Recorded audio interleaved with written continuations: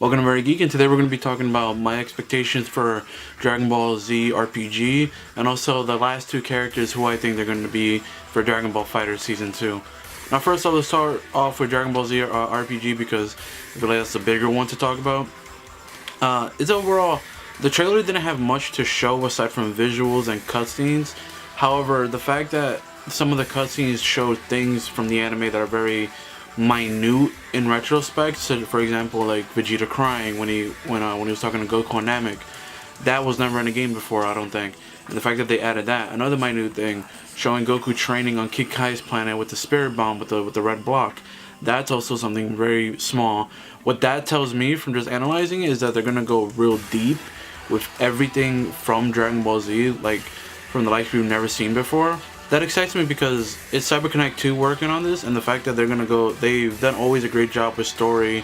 After Storm 1, they did a great job with Storm 2, great job with Storm 3, and Storm 4 was a little bit lackluster with the story, but it did make up for it in boss fights. However, that's what I'm most excited to hear for Dragon Ball Z RPG. So thinking about it like that, so that means CyberConnect 2 is going to go very deep. I think we're going to have great boss fights. I think the gameplay mechanic is going to be interesting because we didn't see no real gameplay. All we really saw was just like Goku walking around, which was exciting because, you know, we haven't seen a Dragon Ball game like that since Legacy of Goku / even Budokai 3, where you could fly around the world. So thinking about the fact that you can just, you know, fly around the world, or even, you know, maybe use the Nimbus early on, maybe like when you're gonna go fight Raditz, you have to use the Nimbus before you can fly.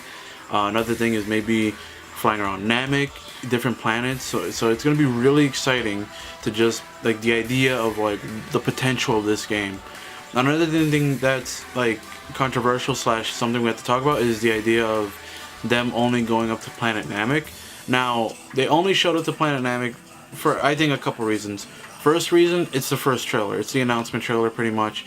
I think that's just like, that's basically the area that almost every single Dragon Ball Z game ever shows to like hype people up. Especially showing, you know, Super Saiyan 1 and like, you know, the rage moment. That's an iconic moment that they always go with in every single game. If you notice, a lot of the games, when they start off showing stuff, they always start off going up to Planet Namek because, again, Super Saiyan is just iconic. Now, do I personally think they're going to go beyond Namek? Hell yeah, of course. It's a Dragon Ball Z game. I think this game has probably been in development for a while because CyberConnect 2 has been done with Storm 4 for about a while now. They haven't, I don't think they've posted anything or like updated anything or any new games they've made. So they've probably been working on this game for a little bit. And it's overall just exciting. So I think 100% they're going to go up to Boo. Another question whether they're going to go into Dragon Ball Super or Dragon Ball GT. That's a question for a different time once we see more of the game. I know it's really hard to not include Super because it's, you know, it's basically what revitalized Dragon Ball essentially.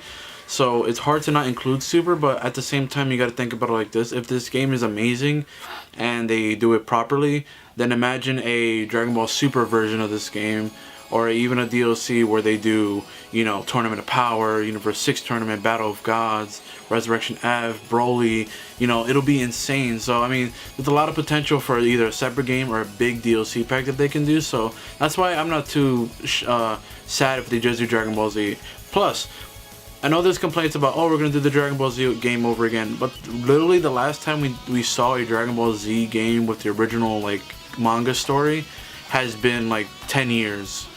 And I'm not exaggerating when I say 10 years. Like, literally, I think Burst Limit / Raging Blast was like the last one, like 2 series that covered the original series. Because after that, we had Xenoverse, you had Battle of Z, and you had, you know, Ultimate Tenkaichi, kind of. I mean, you had the hero mode because that's when they introduced the new character creation system. So they had a lot of things going for it. But it's been almost 10 years since we've had the original manga story again. So I don't think there should be too many complaints. I mean, we all know the story. It's just a matter of experiencing it in different media. So like, I watched Dragon Ball Z Kai, or I'm still watching it because it's a different version of Dragon Ball Z and it's a more condensed, concise version, so I don't mind rewatching it. So I mean, there's even hope for maybe a Dragon Ball version when he's a kid. That'll probably be more exciting because it's more adventure like, so we'll see.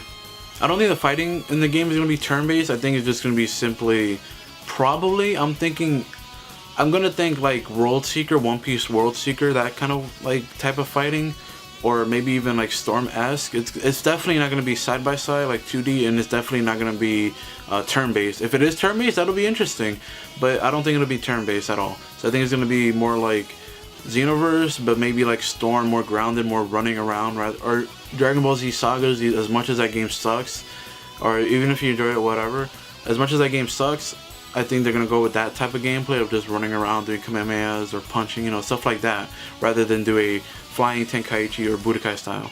Now to wrap up the video, I'm just gonna talk about the quick 2 characters that I would personally want, or a couple characters that I would want for the last 2 slots in Dragon Ball FighterZ Season 2. If you don't know, Jiren, Videl, Gogeta Blue, and Dragon Ball Super Broly have all been announced for Dragon Ball FighterZ Season 2. I think Broly and Gogeta are both the last 2 characters, while Jiren and Videl come out Thursday. But in the middle, there's 2 empty slots, and I'm thinking they have to add more female characters, and I feel like there's a lot of badass female characters out there, but I think the one that they have to put definitely is Kefla. I think Kefla is definitely going to be a contender for one, and I think she just overall has a very unique moveset, very dope, just overall, like, even her colors and all that, red, green, and she's an overall dope character. Another one, which I'm probably thinking is either going to be the last slot, I think is going to be a mix-up between Ultra Instinct Goku, Super Saiyan 4 Goku, Master Roshi, Hercule, or Janemba. I think those 4 or 5 characters, I think those 4 or 5 are basically the top contenders for the last like slot. I mean, if they throw a wrench out of nowhere and just put like Zarbon or something, or Turles, and Turles I would want. As much as people would be like, oh, he's another Goku, Turles plays completely different, or like acts completely different than Goku or Bardock, so that'll be really dope. But in essence, we'll just see. I think Kefla, and then the last, like I said, the last 5, UI Goku, SS4 Goku, Janemba, Hercule, and Master Roshi are basically the top contenders for that last slot, or the last 2 characters, okay? So that was my thoughts. Hope you guys enjoyed my little breakdown. Make sure you guys leave a like, comment, subscribe if you're new. Share the video out if you enjoyed. All my social media links will be down in the description below. Make sure you guys follow me on Twitter, Snapchat, and Instagram. And I hope you guys have a great day. Bye, guys.